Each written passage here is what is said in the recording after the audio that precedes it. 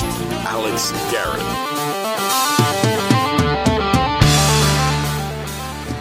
Well, to start out this podcast, what did I tell you guys? I told you I wanted a little balance, and maybe, just maybe, with Hunter Biden now facing federal charges, plea deal or not, let me tell you, I just think there's some balance here. But I can go on and on about that whole thing. We'll probably talk with Richard Battle about that tomorrow. But here's my oral essay for tonight, here on One Leg Up with Alex Garrett. And it revolves around the routine, or what I thought would be routine, endoscopy procedure for my esophagus.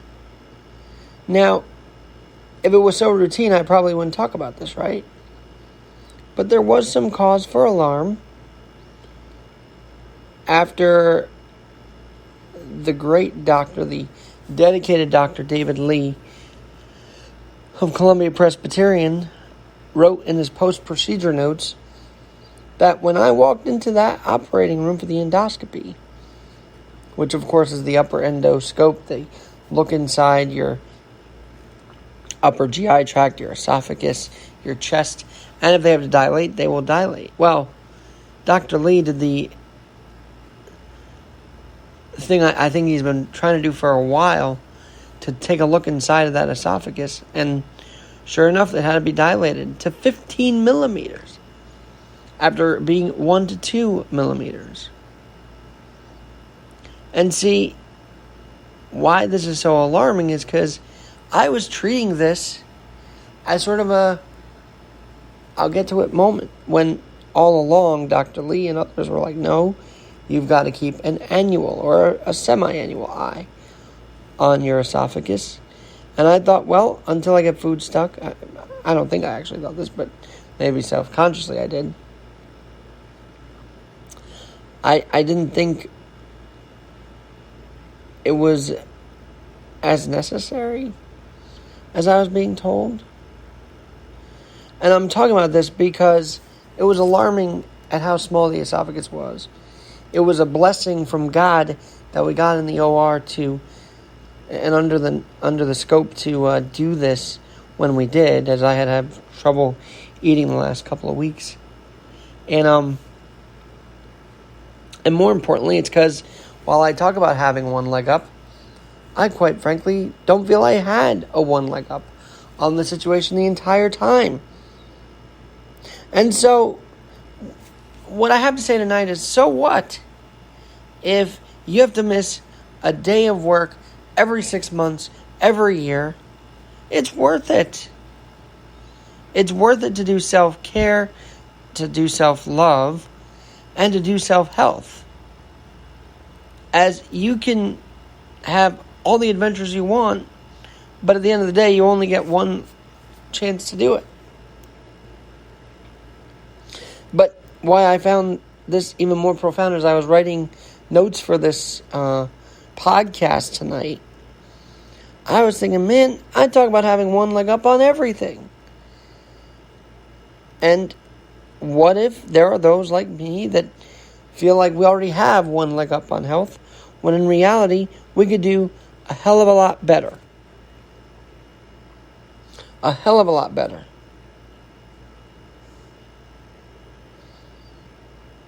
And having this procedure, and having these post-procedure notes, which I have behind me, that say that the esophagus was so small.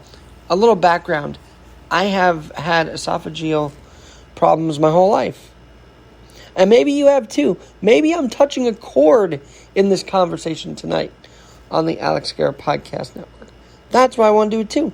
If you have these esophageal issues and you're taking great care of it, bravo, you are doing great. But if you're like me and think that these things can come every couple of years, I think we got to shape up. I think we got to do a lot of differences here. So we're not walking into an operating room with 1 to 2 millimeters of an esophagus opening. Hell, so we're not walking around the entire earth with an esophagus that is near closed. Which is just daunting thinking of it that way, but that's the reality here. In 3 years since my last endoscopy, my esophagus shrank. And I've already had a sensitive esophageal. But if you're having the same esophageal issues and aren't on top of it, get that semi-annual endoscopy right now. Schedule it now. Schedule it now so you're not walking around with a 1 to 2 millimeter. You know, there's a lot of stats out on this at a website called we-r-eat.org,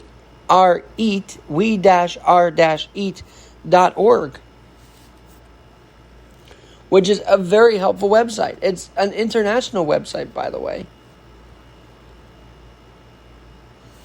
It's called the Federation of Esophageal Atresia and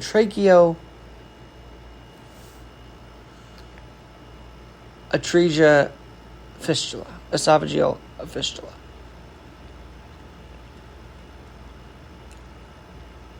You want to know more about this? There are there's a lot to unpack. And they have doctor writing on this website, we-r-eat.org. It's a community, which I think you should be involved in. They have conferences and workshops, and they do help those with adults. They do help those with adults. And they have this incredible guide I wanted to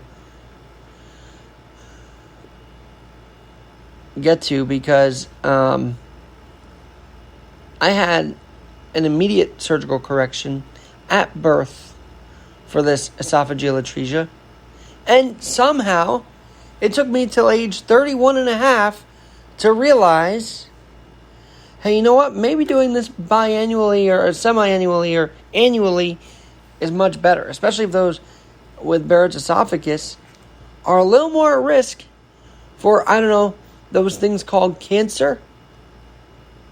Esophageal cancer. That's a scary word now that my dad has passed away from cancer.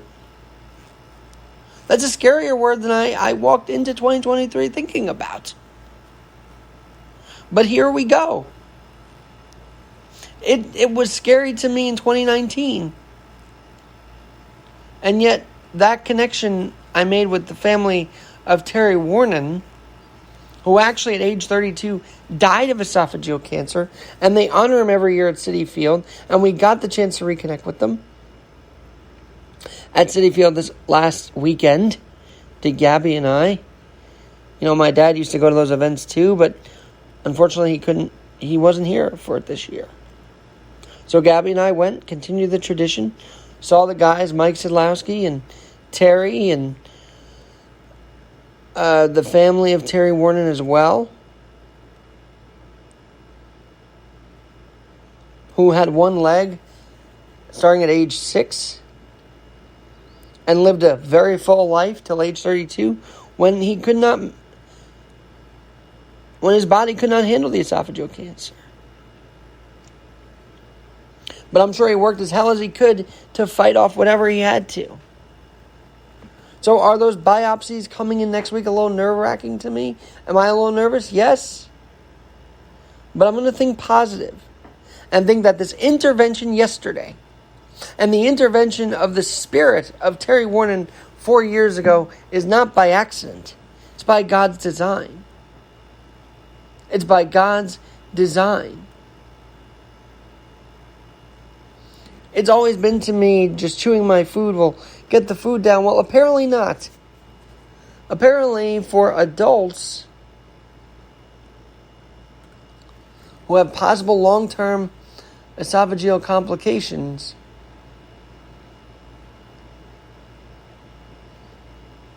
endoscopies are really recommended annually.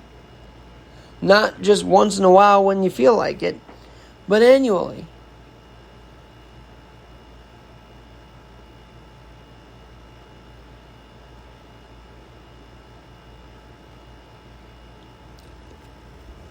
And yes, it's worth the funny feeling in the back of your throat after you wake up from the anesthesia. It's worth going under for. It's worth when you're a kid and having your kid have these barium swallows as a little kid and beyond for a better picture.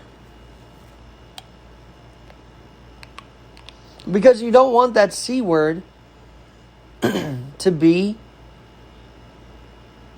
thrown out there, even involved when it comes to the seriousness of this. In a Science Digest of 1987, from 0 to 10 years old, esophageal dilations happened more than 30 times, it looks like. 21 to 30, it was reduced. How about this one? I also have had a habit of getting food stuck in the esophagus, which in dealing with this, if you get food stuck in the esophagus, that's only 8% of the cases. 12% have aspiration and recurrent pneumonia in 12% of cases, and 80% ultimately are not interested in eating. So maybe stumbling onto this was also supposed to happen tonight. Because there's a lot that say, well, these complications can reduce quality of life, but do we have to let it? I've always said, VATER, I may have VATER, but I don't believe VATER has me. I will never want to believe that.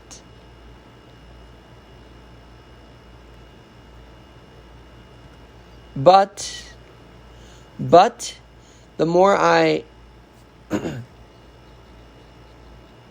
don't deal with this, and the more time I don't take on this, the more VATER will have this body. And I wouldn't say ravage it, but definitely decline it at a faster rate than I like it to. I mean, 1 to 2 millimeters is not a joke here. This is what we have to have one leg up on, our health. The Biden stuff, the Trump stuff, the nonsense in Washington can wait.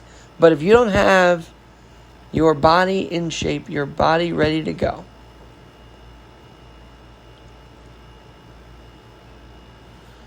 if you don't have your health ready to go, then you can't even debate Trump versus Biden or the 2024 election. You can't. You can't. This also affects the spine. Did you know that? I was blown away with this stat. That studies have shown 20% of people with esophageal atresia have some degree of deformity of the chest wall, and between 1/4 and 1/2 people have a mid or greater curve of the spine, also called scoliosis. So maybe I'm touching the nerve of the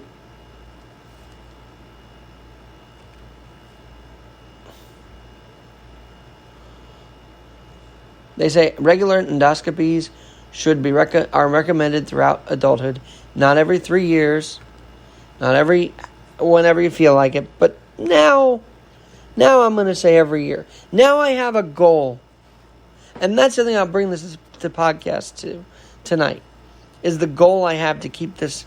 I have a challenge, and maybe we thrive better if our health is if we need to fight a challenge with our body to keep our body where we're at. We know what the inevitable is, but can't we just delay the inevitable a few years longer? A few years more? This was, as I laid down on the operating table, I felt like a very routine procedure beginning to happen. For someone with esophageal atresia, endoscopies are quite normal. I got used to having those endoscopies every so often.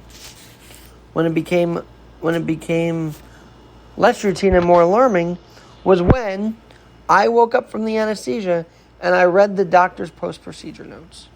Read those notes, people. It might change your perspective on a lot. To read that my esophagus was 1 to 2 millimeters open, there seemed to be like an emergency waiting to happen. But we avoided that by going in. Well, I avoided that by going in when I did. But don't put it off. Have one leg up on your health. Don't put off your health.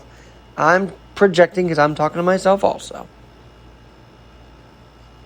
I've actually got a battery of things coming up this upcoming week, which should be interesting. So stay tuned for that. But I don't care. I'm packing my schedule with health appointments to get things right, to feel better, to not feel lagging or dragging or tired, but to feel myself. And after I do this, I'm going to take a piss so I can empty my bladder, because, of course, urology is another thing I have to keep an eye out on and have one leg up on. But visit this website, we-r-eat.org. They have events to look up. They have studies to look up. They have resources for health professionals, publications, articles. They have innovative care management. They have a bunch of tabs on how to deal with this. Yes, it's international, but, it could help. It could help. I was looking up my old gastro, Dr. Leif Holgerson. He had studies on this from 1981, and he dealt with me as an infant 10 years later.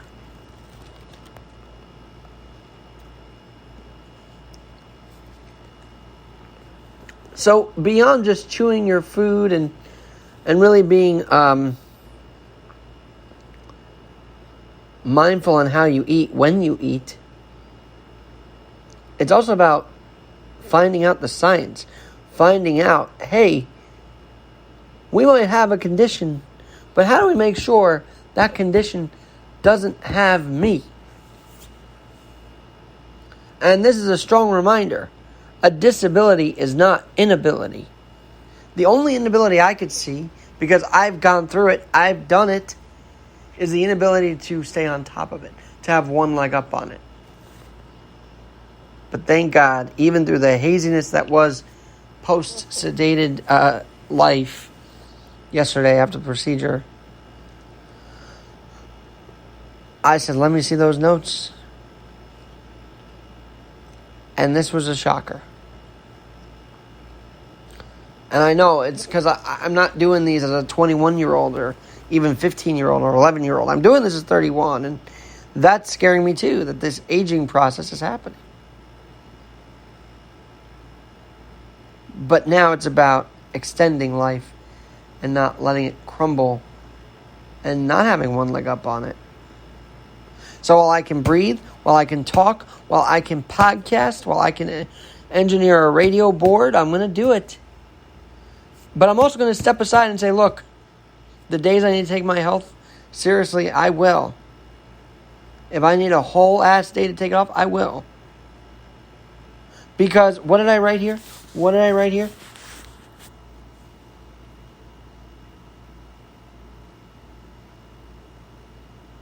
That